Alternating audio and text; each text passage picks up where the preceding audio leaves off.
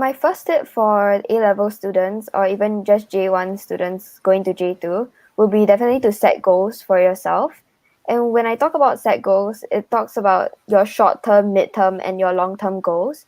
And these are not standardized. These are definitely up to your own personalization and up to where you want to go and how you want to set up your goals, basically. I think in terms of long-term goals, an example could possibly be what university course you want to go to or what uni you want to go to. And maybe even further than that, it could be what kind of career you're looking at.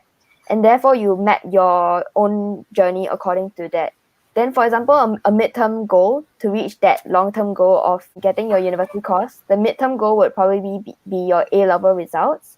And a short-term goal would be your own daily goal setting. And these little goals in your day, I think really like gets your life into a sort of discipline and a sort of a routine and rhythm as well, so that it makes it a lot easier for you to study and see where you're planning out your life also.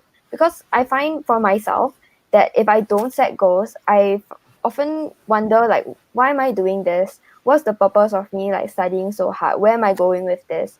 So I think setting goals is definitely not just practical, but also in terms of emotionally, I think it helps you mentally prepare yourself for what you're going to go towards also.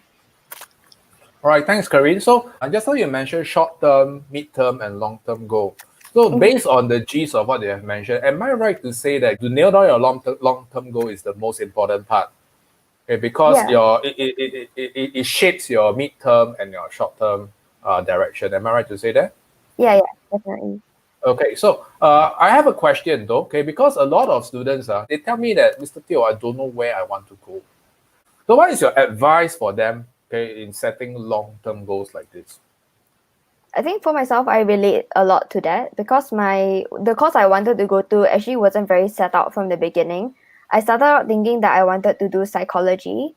Then I realized that you needed math to do psychology, so that was out of the question. Then I wanted to do education, but then along the way, like throughout my whole JC course, then I realized that my true passion really lied in politics and international relations.